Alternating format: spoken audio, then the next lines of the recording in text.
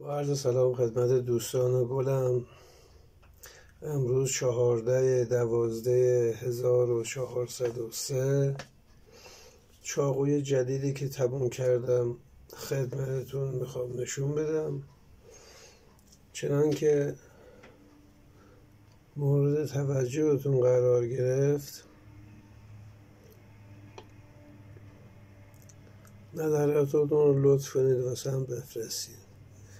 چاقو تیرش فنره، ارزم به حضورت پرداخت شده، تقریبا میشه گفت شبیه آینه. دسته چوب بلوط قرمز،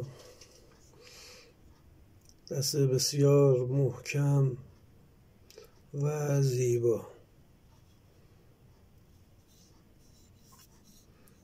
که سعی کردم چند تیکه درستش کنم.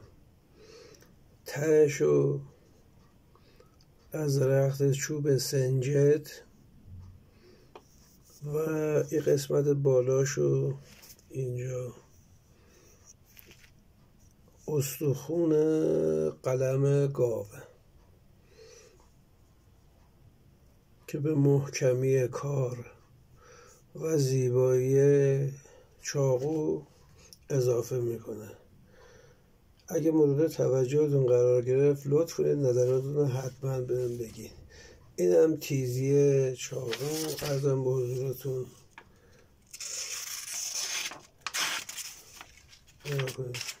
خیلی راحت این تیغ جراحی، چاقویی که کاغذ رو به راحتی پاره کنه چیزی شبیه تیغ صورت تراشی میمونه.